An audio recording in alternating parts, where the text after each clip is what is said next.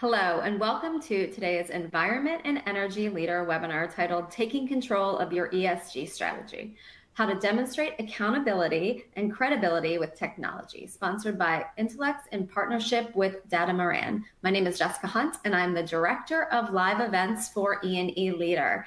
Before I hand the presentation over to our speakers, I do want to go over a few housekeeping items with attendees. I am going to apologize in advance if you hear either of my dogs barking during today's event. First and foremost, thank you for being with us wherever you are in the world today. In case you are unable to join us live, this event will be available on demand by Wednesday evening. If you are having technical issues during today's event at all, please follow the troubleshooting tips located in the help widget at the bottom of your screen. If you are still having issues after performing the steps listed, feel free to send me a message in the Q&A widget. We will be holding a Q&A session at the conclusion of the presentation, so please, if you have questions for either of our presenters, submit them over the next 45 minutes or so. And during the presentation, we will be having a few polling questions. After you hit submit on your answer, if your slide does not advance, please just refresh your page. I know I'm very much looking forward to hearing from our speakers today. Joining us from Intellex is one of their ESG subject matter experts, Rob Polito. It's a pleasure to have you back with us, Rob. And he will be joined by Susie Caddis, VP of Brand Development at Datamaran. And at this point, I am going to turn the presentation over to Susie, and I will rejoin everybody for the Q&A. Thank you so much, and hello, everybody. I know it's always challenging to have an engaging dialogue in a setting like this, but do encourage you to ask questions throughout, really to make the most of your time in participating in this. And, you know, right now, I think we're in a tipping point in terms of, you know, the maturity of ESG and sustainability and the types of individuals within companies that are really getting involved in decision-making processes around ESG and sustainability. And it's a world that I've lived in for all of my career. And I often think back to a time when we had just launched Datamaran 8 years ago. And I walked into the CFO office of a big European company. And the CFO said, to be completely honest with you, I have no idea why we're here, why we're talking about ESG or sustainability. This really isn't relevant to my work.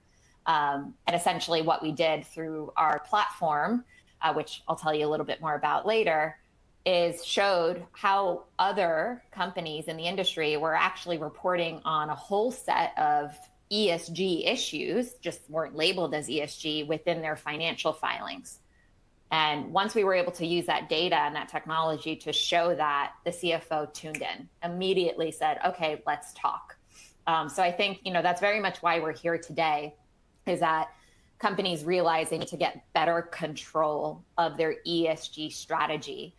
And fortunately, there are a lot of technologies and data insights that can help that process. And we at Datamaran and also Intellex work with a lot of companies on that journey. So before we really jump into the meat of today's discussion, wanted to just hear from you in the audience. Currently, just a question that we had in terms of what really is your key priority right now when it comes to ESG and sustainability at your companies. So we have a few options here. The first is build and update our strategy. The second is improve internal data capture. The third is deliver on climate-related goals.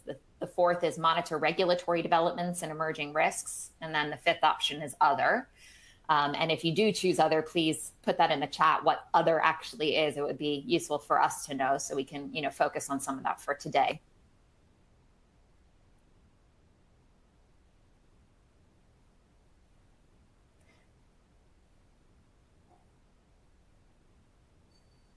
And we'll give you some time to respond to that. I'll admit I'm not super familiar with the platform, so anyone who is, just let me know when we're getting the responses in, because I can't see that myself, and we can take it forward from there. Oh, I actually do see a little banner that says we've got about 40% of the attendees who have responded, so I'll give it a little bit more time.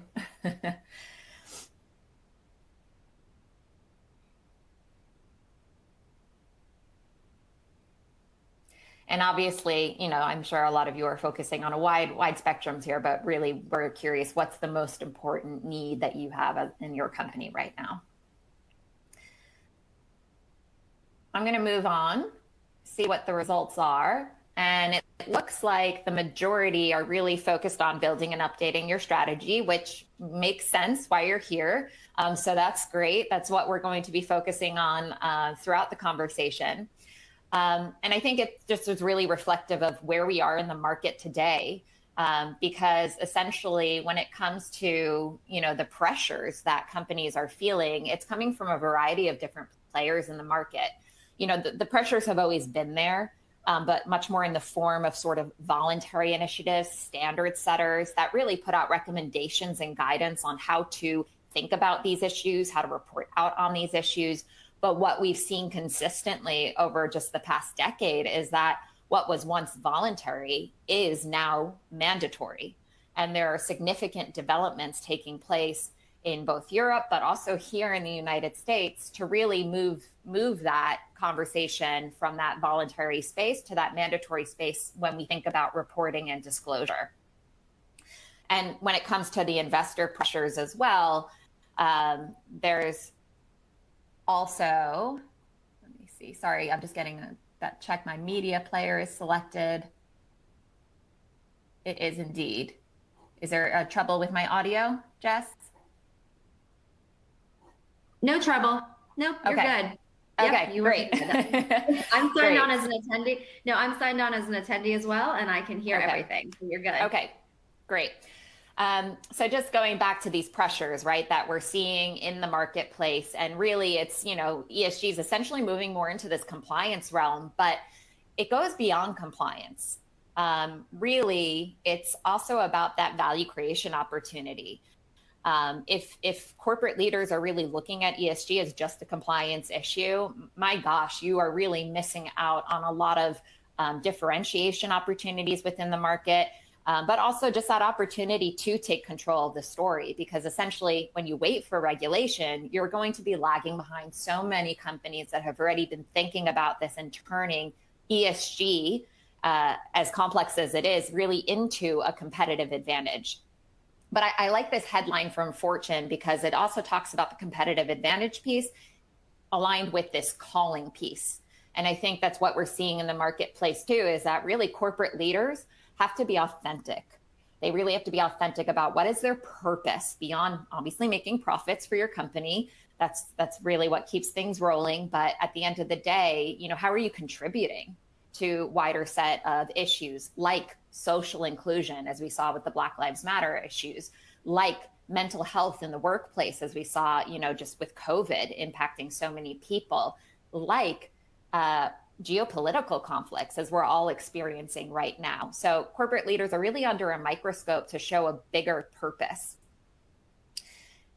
Unfortunately, there was a recent research done to basically understand, are companies and corporate leaders prepared to really address these issues in an authentic way? And surprisingly, a lot of executives admitted that they're guilty of greenwashing. Not sure if greenwashing is a term that's new to anyone on this call, but it's really become sort of this catch-all term to talk about companies that really put out a lot of big commitments and big statements on how they're going to meet ambitious sustainability goals like net zero, like diversity and equity and inclusion in the workplace, but ultimately don't have a strategy and don't have a plan in place on how they're actually going to achieve that.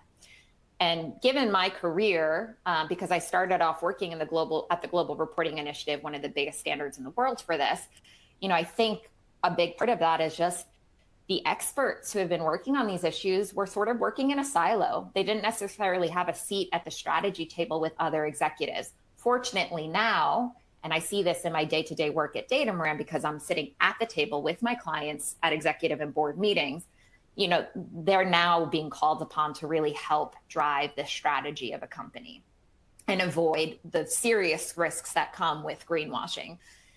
So, I think today, two questions that we see with our clients is, one, how confident can I be that I have a really clear view of what my current priorities should be? But more importantly, since these pressures are accelerating, what's actually coming down the pike?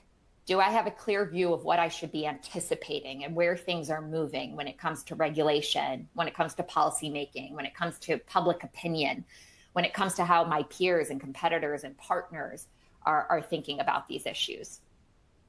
And so really, it's about ensuring that there's a cohesive and comprehensive understanding of, what are the most material risks and opportunities now, but also what's coming down the pike, and how can I best have everyone at the table looking at this in a consistent way and in a credible way.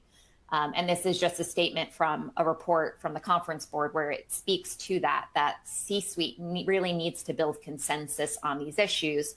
And what we've seen, at Intellex, but also at Datamarin, is that technology and data just helps drive that consensus because it removes a lot of bias.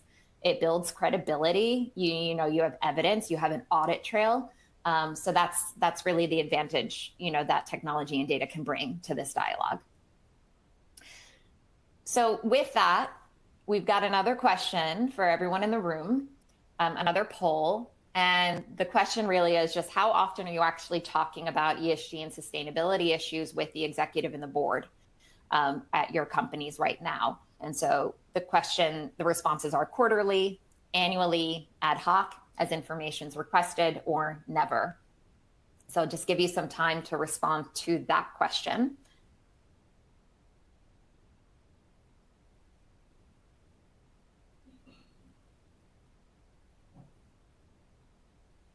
All right, I see answers are slowly coming in.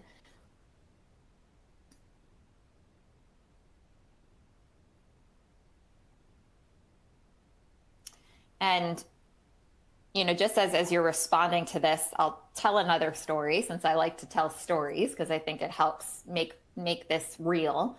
I was about 3 years ago sitting at an executive level council meeting talking about the sustainability strategy of the company.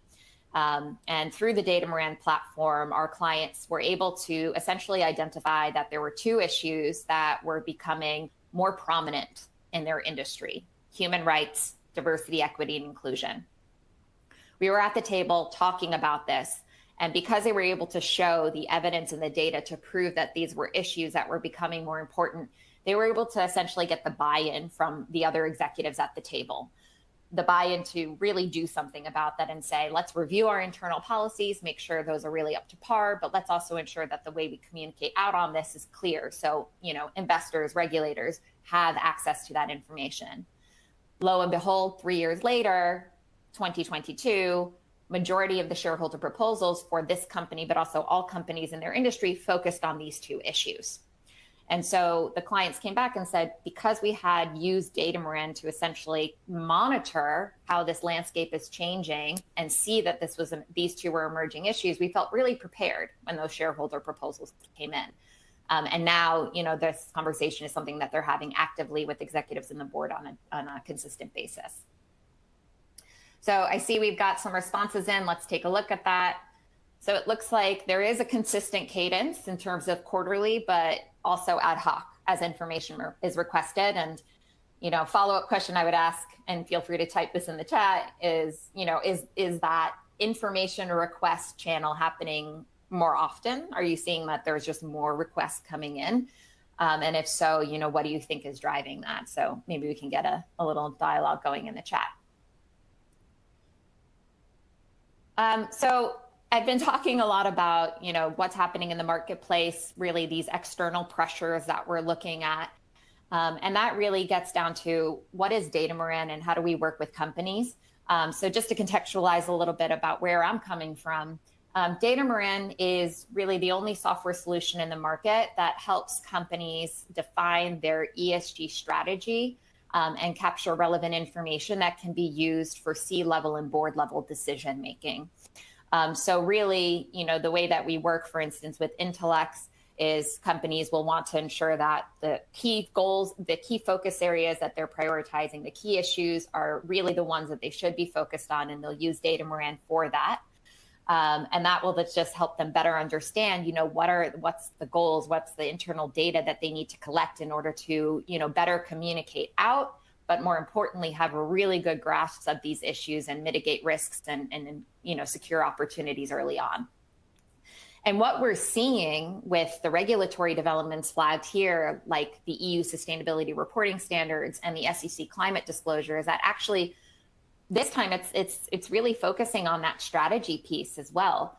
Obviously, the data and the metrics are extremely important, but it's also the regulators are essentially asking companies, do you have a strategy in place, and what is that strategy? Is it sufficient? Is it objective? Is it robust, essentially? So it's been an interesting change in tune, essentially, for regulators to really look more at that governance piece on these issues.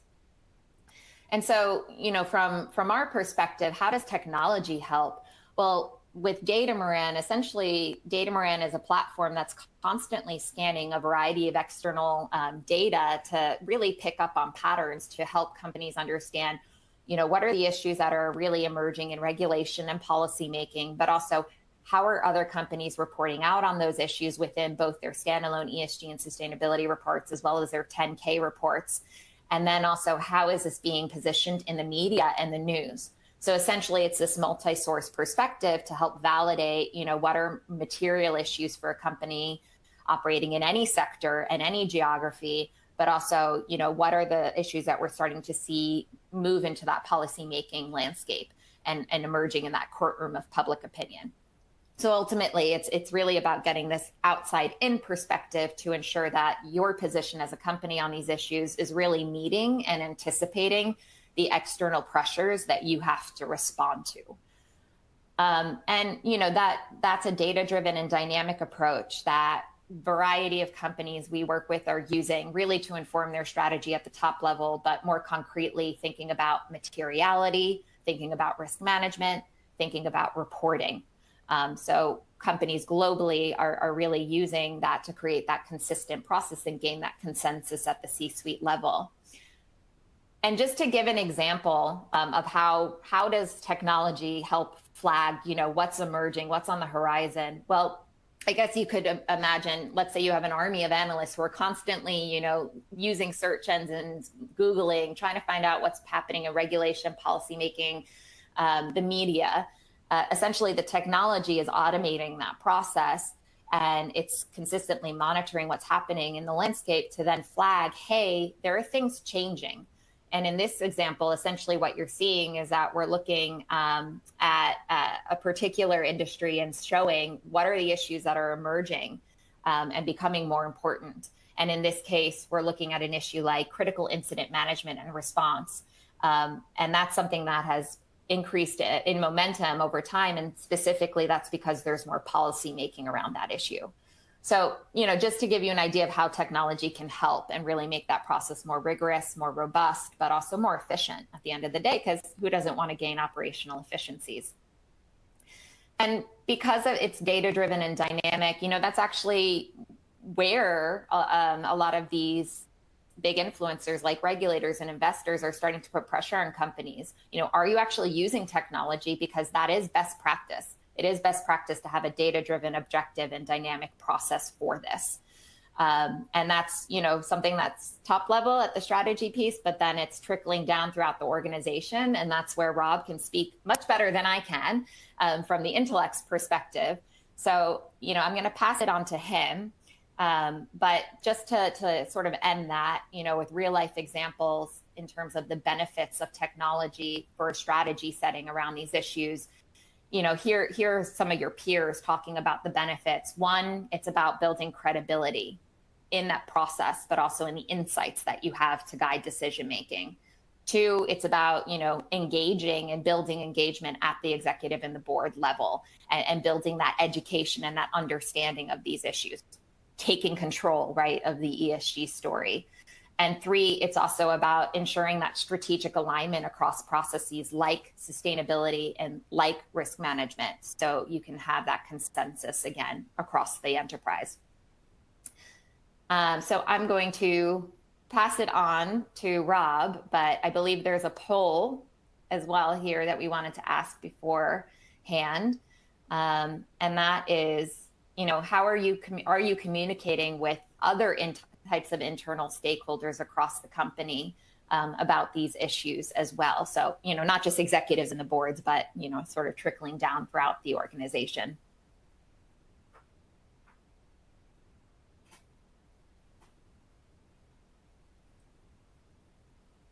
So I'll give you some time to respond there.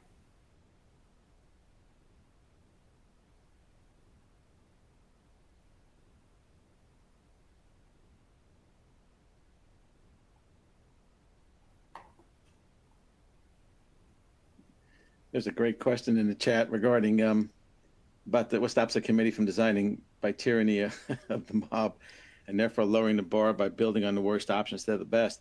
Well, that's exactly what Susie talked about, is being able to do, say, a double materiality, which will be able to tell you, okay, here's your environmental impact and here's your financial impact, and finding that balance between the two, or whatever your company values are, and then being able to decide on where to proceed and what's the most value to you. But that's exactly what she's been talking about, is using data-driven information to stop exactly that, because otherwise it is based on subjective information or one person's particular goals or thoughts or ideas. So that's a great question, but that's exactly where Susie and Data Moran come in, and that they help you kind of target your efforts and where you should really focus. And again, everybody's values are a little bit different, right? So the balance of environmental versus climate versus financial, you choose that positioning, but still it gives you the data-driven information to make those decisions. Yeah, removing that bias, right? Yep. And it sort of stops the conversation too. I've seen that where it might move in that direction, but then if you pull up the evidence, it sort of just stops it. So it also just helps to be more effective in those meetings too. Yeah, and you can position your C-suite, your CEO, or whoever's doing the presentations, and providing them with that information so that they can talk, about something with data-driven information again. So again, you take away that subjective piece, which I think is really important. I hear that a lot from people, to be able to, make their decisions based on the validated information, but also on outside data-driven information, not only just what they may have inside in the system based on their own, data, but also tying that to the outside data. Yeah. Really an interesting conversation, I will say. It is. Yeah. And I see there's another question here about just would business have been better prepared to address climate risk? And I'm summarizing. Had there been, universities that were actually training individuals with this expertise? And I do think that the universities have a massive role to play here. And a lot of universities, or what we see, because we actually have an academic program where students, MBA students, get free access to our platform for purposes of their studies, that there is a lot of attention being placed on building out this expertise. Yeah, we're seeing a lot of people being hired in at a very young age as business analysts, which tells me clearly that companies are looking at ways to analyze the data so that, it's not just about working harder, it's about working smarter, taking a look at the information that's presented, the validated and data-driven information that's presented, and being able to assess things from there. But that's why they're hiring these business analysts, and they are typically straight out of college for the most part. Yeah.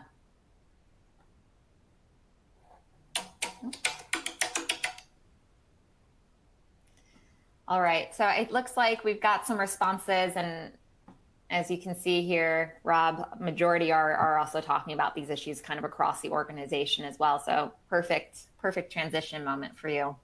Cool. Yeah, thank you. Excellent presentation. I always love hearing your presentations and seeing what Data Moran has to offer. We have such a great partnership together. It's really exciting, and to see where this is all going and the kind of things that we can accomplish together. I think it's really fascinating. Absolutely. I also had a poll question too. I don't know how to bring that one up. Do we? I guess I could push to. Is this? So the next question would be. Trying to see if I can get this to. I don't know. How come I can't? I'm curious why I can't get my poll question up. I can advance to my next slide, but I can't. This was, I believe, the poll question about internal stakeholders. Yeah, I thought there was an additional one. Oh, okay, sorry, got it. Yes, right. Yeah, accountability. Yeah. Okay. Well, let's go on to what we're here to talk about from an intellect standpoint and just in general what I've seen out in the marketplace and the changes in trending and tracking that's been going on, and how we can help and how technology can help. So as you know, the global push is based on sustainable investing assets. You can see the amount here. I'm not going to repeat this slide to everyone, but you can see the amount of money being invested in Europe and the U.S. is tremendous when it comes to environmental social governance. And I just saw that American Express just issued a $1 billion ESG bond to help fund different green and social projects and initiatives. So, and that tells you that's where this is all going, and it's not changing anytime soon, which I think is so much different. I've been around a long time, and I've seen lots of programs put into place like Title V in the U.S. with air emissions, and a very prescriptive program, but that Title V program hasn't changed since 1992, pretty much. Well, this program, when this came about, it's moving fast, it's changing, it's evolving. There's interesting features of it, and obviously the investment is through the roof on environmental social governance. So when you look at your ESG program, to me, information comes from everywhere, and that's the best place, right? Is you take things from different areas, because if you really want to truly look at your program, you need to look at information from environmental footprint in your supply chain. As been mentioned in the chat, there was a question regarding supply chain and scope 3. You look at your compliance issues, corporate social responsibility, health, safety, coming from all different areas. And that's what gives you that transparency, and that's what it's all about. And I had someone tell me once, we talked to our president and mentioned transparency, and they said, no, we can't be transparent. And they said, no, this isn't about product. This is about our program, and they're two different things. And then the person realized that, okay, we need to be more transparent about how we're doing things. As you mentioned, that greenwashing slide you had earlier, that was really right on. But that's the kind of thing that we're trying to avoid, is obviously people thinking that you're greenwashing, but have the information coming in from everywhere, making sure it's validated. And then, looking at having a resilient strategy, I think to me, it's right on with what Susie said. It's part of your first ESG piece. To me, it's the strategy piece. And it doesn't really matter to me where you are on the maturity curve. We talk to people all the time. They're very far along on the maturity curve. But yet they need to take a step back in some cases. And then vice versa, there's other people who are very much in the beginning.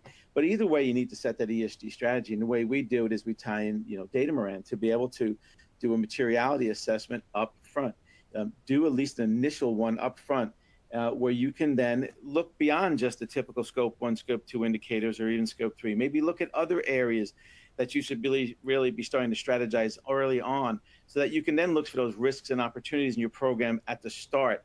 And then you get into issues with data collection and validation, of course, being able to validate the information that's being entered into your system. And then being able to collect that data. Like I think I said, we saw some were ad hoc, some were quarterly. You should probably standardize your program when it comes to that at some point. But either way that you're doing it, being able to collect it and validate it, that's the next step. But taking that strategy and then putting it into play by collecting the data, targeting the proper data, the information that you want to collect, and then being able to then report out confidently. And whether you're talking about CDP or GRI or TCFD or any one of the number of frameworks out there, or just your own sustainability report, being able to communicate your information externally is incredibly important. And again, if you have that targeted focused program, it makes that part of it a bit easier.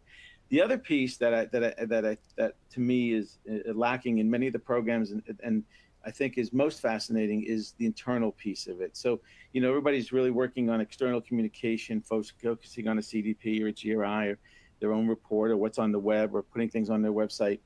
To me, communicating to your internal stakeholders is incredibly important, your employees, because as everything I read, everybody's looking for net zero initiatives, and the only way to achieve net zero is to involve your employees. You have to involve them.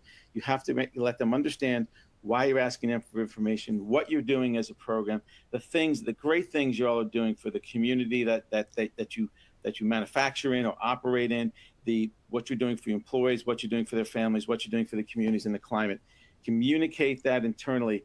And you can do that through something, and I'll show you later on the slide, but you can do that through something called bulletins with us. We have a way to put push notifications out on your phone to your internal stakeholders, your employees, very gently. That brings up information just like a sports notification or a weather alert or a news alert comes on everybody's phones.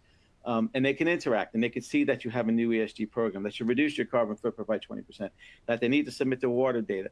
all the things you're doing, you should push out as much of that information out, because they do go home to their families and they talk, and then they talk to their people in their community. It's very much a pride thing. I know I do it. People I work with who SAFA, we both do it. You know, we're very proud of what we're doing. We're excited about our ESG solution in our program. We're excited about what we're doing for the environment. And I talk to my family about it, and I talk to my community about it, and it just spreads the word, and it's just a good feel and a good vibe situation. And I think it is incredibly important. I had somebody tell me today that their product people never check their emails, but they do check their phones, and they will see what you're pushing to them in a push notification. It's just a very gentle way to get some information across to them. So again, I think internal stakeholders is incredibly important in my opinion, and from what I've seen. When you look at your next level, you start to get into that qualitative piece. So being able to tell a qualitative story, again, tying in data moran information to this is really important too. So being able to tell the story, because numbers mean one thing, and I'm an environmental engineer, and I love numbers and statistics, but numbers mean different things to different people. It may have been much harder for you to get to the number 25 compared to somebody else, your peers. Tell that story, how you got there. Go beyond that, talk about what you're going to do in the future, all of that through qualitative pieces and indicators within ESG, which I think are incredibly important too, not just the numbers. It's about the numbers and what they mean to you and how you got there. I hear people tell me all the time, hey, we worked way harder last year. We did all these different programs, but yet we were rated either the same or lower. So we weren't able to move the needle from the rating agencies. So it's not always about working harder, it's about working smarter and targeted. And a way to do that is with data moran and that information from materiality assessment to be able to look for those risks and opportunities in your program, so that when you do establish a program, it's tied, and when you do establish a project, it's tied to data-driven information from data moran. You could look and say, okay, we're weak on product stewardship, or we're weak on labor compared to our peers or industry or corporate laws and or voluntary laws, all the things they check into. But how can we change that, and how can we affect it? So then being able to take that information, tying it to a project, and then being able to push that information out to your C-suite so that they understand why you're picking a particular project. That was asked earlier, and I talked through a second ago. Being able to target your programs to say, we have these 3 projects. We think we should do this one, and here's why, or these 2. But it's with data-driven information, and it's not so subjective. I think that's just incredibly important. And again, the information is coming from everywhere. It's coming from all over. That's the whole point of this, right? You have different pillars: environmental, social, governance, and no matter where you choose to focus, 1 or all 3 or 2, the 3, really information is coming from everywhere. And that's the way you get to the point where you make those educated business decisions. Because, this is going far beyond reporting. It's not stopping at the CDPs or the GRIs or the TCFD reporting. You really do want to look at ways to get continued value out of your investment in ESG, your technology that you're investing in. How can you continue to get more and more value out of it? And helping your company make those business decisions is certainly one way with all of that information. I talked about this a bit earlier. So again, working together with data moran, looking at the material and risk assessment right up front, and then establishing some projects, and then looking at the data collection, performance reporting, project completion, and then reassess again. I think that's the key. You start early, do that assessment, and then go back and do another materiality assessment and continue to assess your program for new opportunities, but also to look at the existing ones that you started and to say, okay, we've improved this now. Look where we rate compared to our peers in labor or product stewardship or climate or whatever it might be, cybersecurity. Look where we are now compared to it. We've done a great job. Or, hey, let's do these 2 projects because it makes sense to our company. It's going to provide the value that we need going forward. You can establish in our product and our technology, the intellectual, you can establish corporate goals. As I mentioned, they could be things, as you see here on the screen, just simple things, healthy living and community support, or it could be something like how to become carbon neutral or improve your carbon footprint, and then establish projects off of that. Whatever those projects might be, then look at all of the, what's it going to cost, or what's the return on investment, who are we going to assign these tasks out to, and being able to establish this and tying this to that data-driven, validated information inside your system, and also with a company like data moran and the materiality assessment information that's out there is critically important. And then getting to, this is kind of like wrapping up a bit your approach to an ESG. So again, we talked about doing that, analyzing the materiality assessment up front, doing your data acquisition, doing your calculations, then starting into the reporting and frameworks and looking internally and externally both, not just one or the other, but doing both, I think is really important. And then providing users with the software, that is, it's not just a reporting tool, it goes way beyond that. Again, it's about getting more value out of your investment, whatever tool you're using, and you want to continue to get value out of it.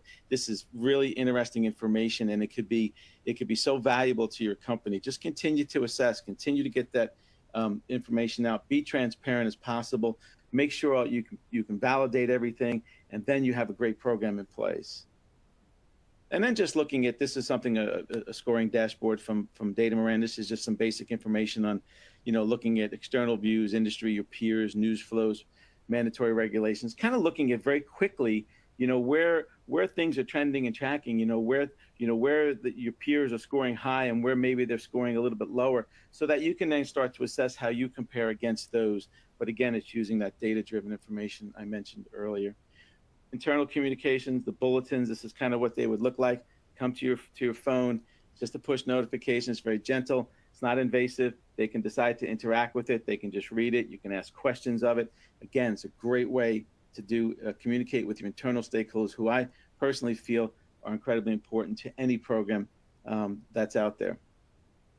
And then, kind of lastly, before we just open up in general for questions, and I apologize, I haven't been able to check the chat as quickly as I'd like to when I'm doing the presentation, but constantly reassess the program. There should be targets, of course. I hear people who say, yeah, we have 3-year goals, 5-year goals, 10-year goals, but those got to be reassessed every year. And a materiality assessment is a great way to do that, to continue to assess your program so that, you're looking at the changes that may happen. You may have a great 3 or 5 or 10-year plan, but, you got political issues, you got economic issues, you got climate change. There's all different things that are happening that make you reassess that program, certainly every year. And you need to be able to adjust it so that you can really make sure that you can meet and attain the goals you want to achieve.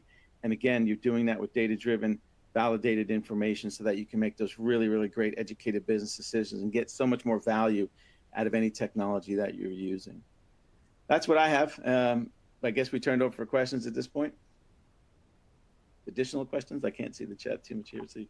That works for me. Yeah, we've had a lot of questions come in, and I want to thank Susie and Rob. You have a great presentation, and I want to thank our audience for really being interactive in this discussion as well. So why don't we get started? And again, keep submitting questions. We will be, trying to take as many as we can before the top of the hour. So let's just start off with the first question that came in. What is the most important thing that any brand or company should do first when looking to build their ESG?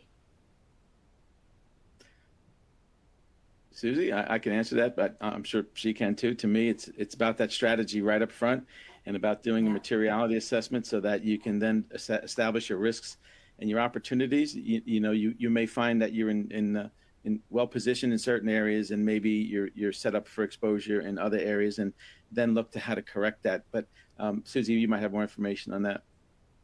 No, I think, that summed it up. And I responded in the Q&A linking to a recent article in the Wall Street Journal, which features an interview with KKR, a big investment management firm focused on private equity. But, basically it ends with the statement of really, to be authentic on your sustainability goals and ESG goals, you need to know, what are the most material issues for you, and you need to take ownership of that process. It's not something that you can outsource.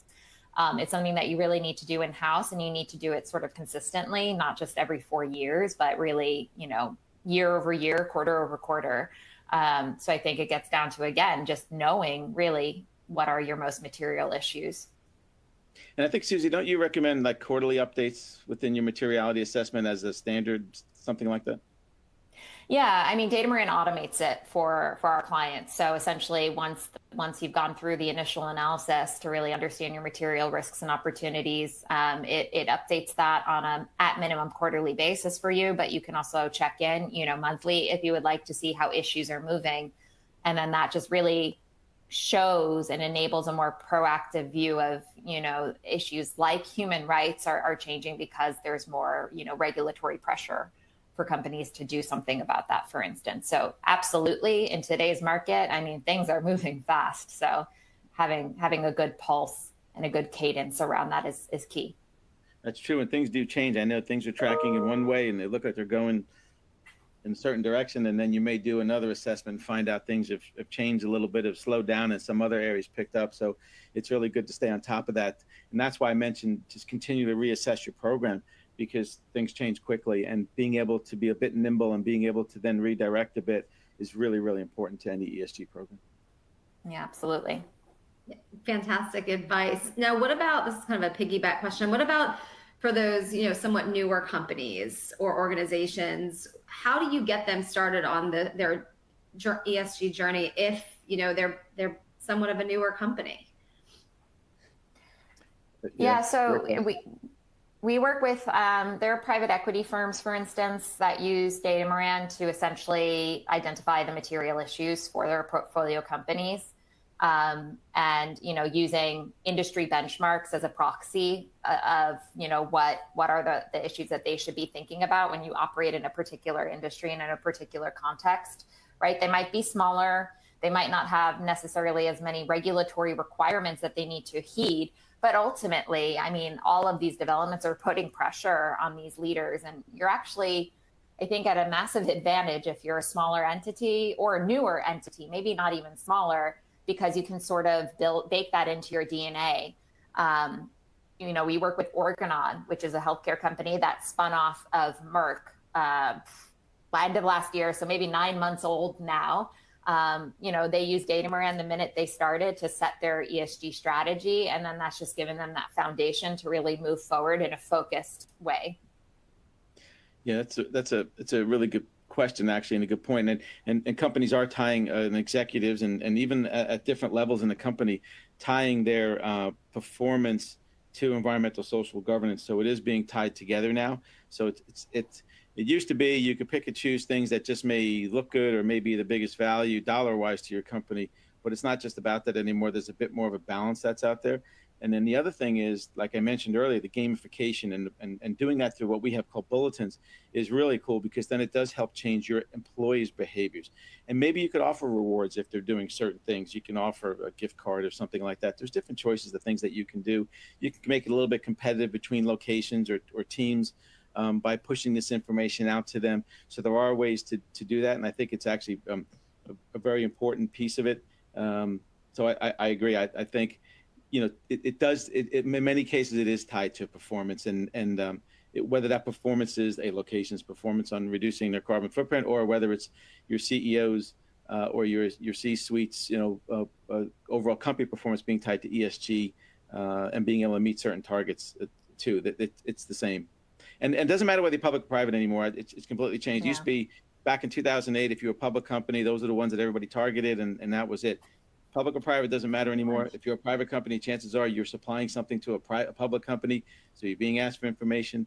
It's beyond just the right thing to do now. It's much more than that. So private companies are very important to me. I think Susie, you made a great point earlier too. I meant to touch on this too.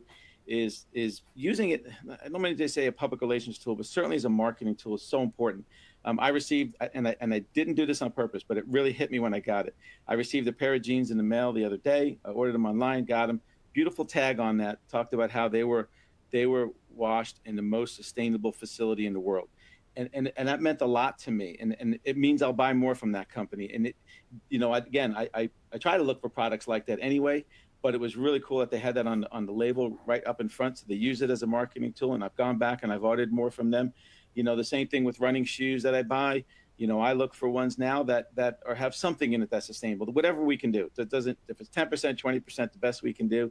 It used to be those products were so expensive that you would have to balance it between cost versus the right thing to do. It's not that way anymore. They're pretty competitive. It's a difference of a few dollars. So it's not a public or private issue anymore. It's everyone's issue. Great points. And I mean, and you brought up, I have a pair of running pants that are made out of completely recycled material. And they are my favorite pair of pants. They're great quality, so I will continue to go back and order more from that company as well. And it is more affordable now. I know, just on a personal note, we recently had solar put on our house, which used to be extremely expensive, but for us to buy solar, to buy our 37 panels, we pay less than we were paying for our electricity bill. Wow. a month now. Great, yeah. So, helping the environment, and at the same time, it's good for not just us, but for everybody. So thank you for that. Let's talk about environmental metrics. How have you seen that data change in terms of, you mentioned the carbon footprint too. So how have you seen, those numbers change since, 2020, with so many more people working remotely? Do you think companies are going to be awarded more points? I don't want to say it that way, but if they are allowing their employees to work remotely? That's an interesting, excuse me, that's an interesting question. It's a trade-off, right? It sounds great to work remote. But you are, I've been working remote since 1992, so I'm probably not a good example of that. But some of the more people who are more recently, you're home using more electricity too. Don't forget, there are some trade-offs when it comes to remote versus an office, and you're not getting the same price as the office got for, their electricity or their space. So it's a bit of a trade-off. But I do think this is the new norm. I think remote working and accepting of it is worked out, I think, to the benefit of many companies. I know I spend my day, I could do 10 meetings in a day, where before I was rushing to a train or a plane or a car to go to a meeting, and I might get one or two or good ones in a day. But now I'm doing all types of meetings all day long. You got to watch the burnout piece of it. I know we've stressed a lot at Intellex, people getting out, blocking their calendars, making sure they go out even during the day and get a walk or a run or some exercise or whatever turns you on, get that going. So I do think, yes, you can position this as this would, in a sense, score you more points or provide you more value, doing sort of the right thing. You have to balance it a little bit. It's almost like carbon credits sometimes, right? You buy carbon credits, but I'm not helping anything here necessarily. It's an interesting position to be in, but I do think overall, you can probably work that in essence to provide more value for your ESG program. I don't know how you feel about this, Susie, but. Yeah, I mean, I think, environmental, rightfully so, it's a massive piece of the ESG, puzzle, but also ESG goes way beyond ESG. We're also talking about innovation and tech issues these days, right? Like digitalization, the future of work when we think about digitalization and globalization. So, I think we're seeing sort of just that maturity and acceleration across the board in terms of expertise. And I do think that people are realizing just how complex actually being able to have a consistent, and cohesive ESG strategy is, because it touches on so many elements of a company's viability.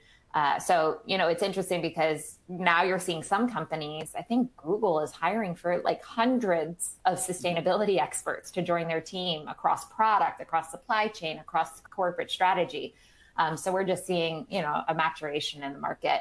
And that also feeds into a question that was, hiring young professionals makes sense in a lot of ways, also from a financial perspective, but there's a risk, right, that they don't necessarily fully understand the business just because they don't have that expertise or experience.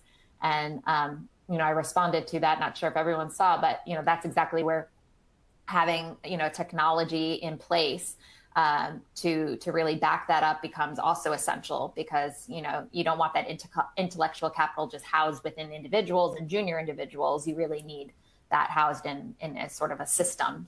And that's where technology and data helps too.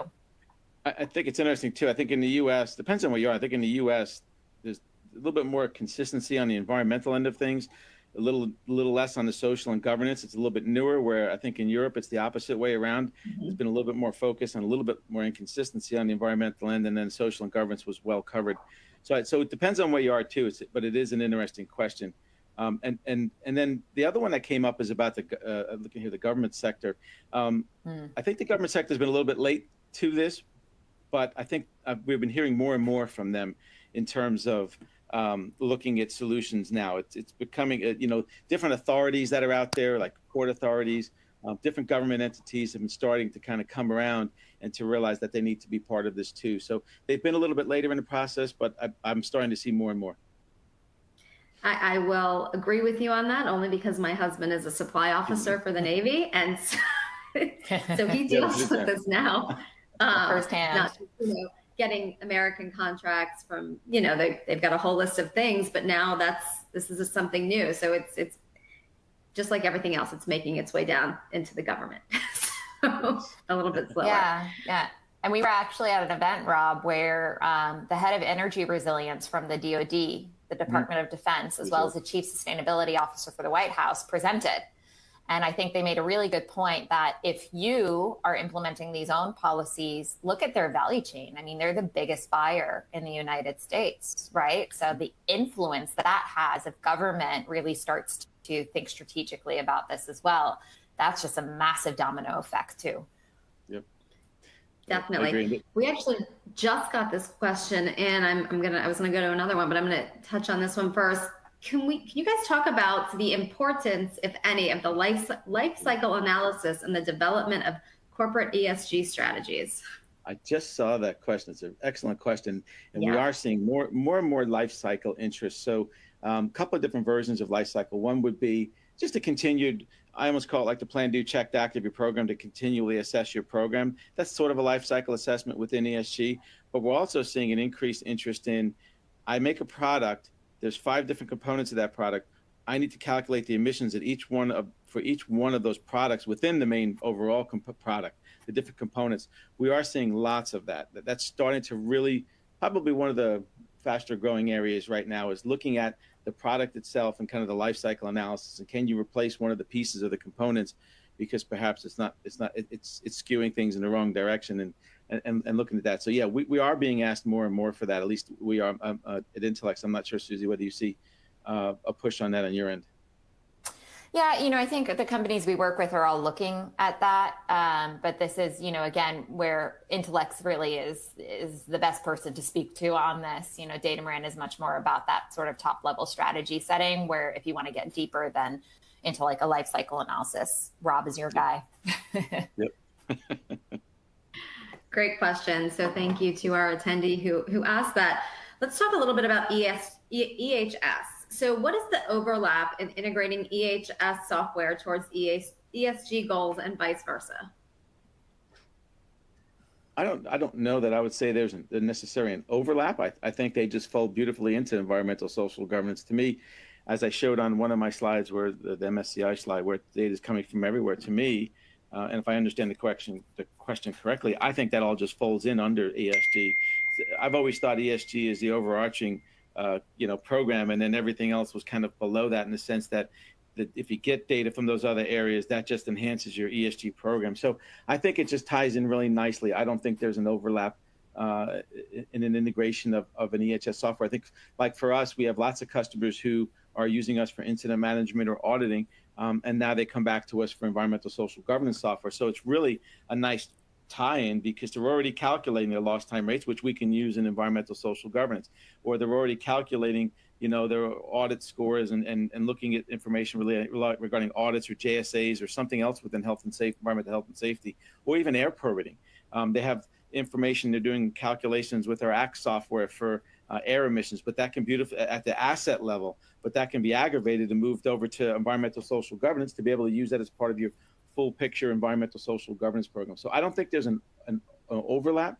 I think it's a really, really nice fit, and I think it's a natural progression, whether you start at ESG and then work your way back down, or whether you start at those different programs and work your way up to ESG. I think it's a really perfect tie-in.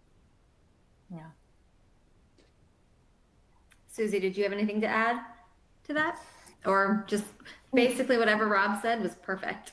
Yeah, no, I think it was a really comprehensive response. I guess the one thing that I'm seeing, which I find quite interesting, is that a lot of EHS professionals are starting to take on more sort of sustainability strategy or ESG strategy roles within companies, which, to your last point, Rob, about that progression, right? I mean, it's sort of like EHS gets pretty specific on a lot of issues.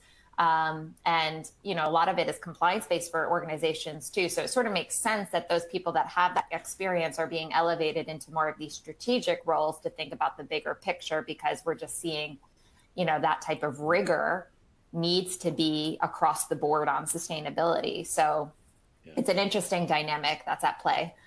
Well, that's a great point. It's really true. It is what we're seeing more and more. It used to be a little more segmented, where you had the EHS managers and they were asked for data, and that's really the limit of their interest. But now they are truly being integrated into the whole sustainability program. A lot of them have that as part of their title now. Depends on the size of the company and the size of the team. but they're getting that as part of their title now. So yeah, it is different. It's really an interesting evolution, and to me, it enhances somebody's background. I think it makes a great fit if you start out as HSE and you get into sustainability. I think it enhances your background. I think technology also enhances it too. It just really nicely rounds out. And I'm an engineer by trade too, so I love the fact that I've been able to take my environmental engineering background, and especially when I was focusing on air emissions, and I've been able to take that into health and safety when I worked for a health and safety software company, and then evolving that at Intellex into my sustainability and ESG role. You know, I've got that background within air, waste and water, health and safety, all the different aspects of EHS. And now I'm looking at this from the environmental social governance standpoint. So I think it really makes a nice fit. And I guess sometimes I look at it, I'm a good example of that. Like I said, I migrated from taking wastewater samples in a manhole to being an SME within ESG. So I guess I'm a good example of that. I'm old enough where I'm a good example of it.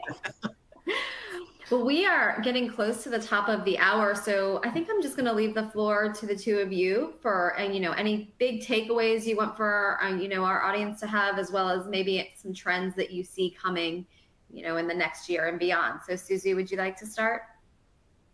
Yeah, sure. So, I think just to sort of encapsulate what we've been talking about, at the end of the day, really, we operate in this ecosystem where, there's just a lot of acceleration being put on ESG and sustainability at the corporate level. And, I think companies are really sort of putting a mirror to their face and saying, what can we do to do this better?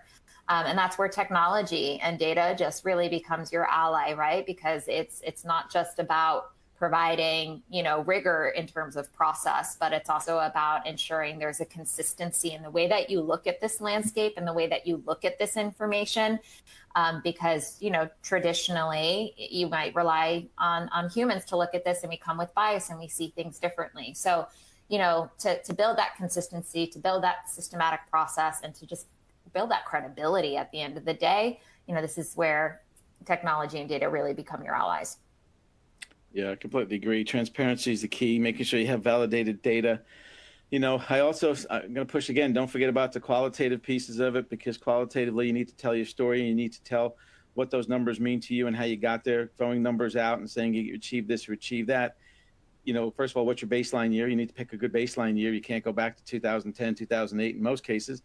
You got to do it something more recent, because you got to do it with validated data. You don't want to push your reductions forward based on old invalidated data. So I think that's really important. So the qualitative piece, to me, telling the story is also important. And again, I'm going to push on what I see as the internal communication, your internal stakeholders, making sure they know what you're doing. Everyone's doing great things for the environment, for the employees. And I know my company cares about me, at Fortive, and we have a great, Fortive has a great sustainability program on their own, and they allow us to donate time in the community. But letting me know those things is important to me personally. So I can imagine if I'm working for XYZ company, I'd want to know why you're asking me for the information and what the value is for me and my family and the community. And then if I feel good about it, I'm going to talk about it. Like I mentioned that I do. And I know my colleague Hussefa does too. We talk about it. I'm very proud. And I think that's a really important piece that shouldn't be, it seems simple, but I think it's important and it shouldn't be overlooked. I think you just summed up this presentation in a very cohesive and, motivating way. So I know that we love working with your company. We've worked with the company for a while now, so I can only say positive things about the team at Intellex. So, and Susie, it was great to have you on with us today. Thank you. Thank you, attendees, for joining us today. We've had a couple questions come in. This event will be available on demand probably in about 3 or 4 hours. So you can use the same link you used today to watch it, and make sure you download the resources. I know Intellex was kind enough to give everybody a copy of today's presentation in a PDF form. So again, thank you to the teams at Intellex and Data Moran, and it was a pleasure having everybody on this afternoon. And at this point, I'm going to conclude the webinar, and have a wonderful rest of the day. Thanks all. Thank you. Thank you.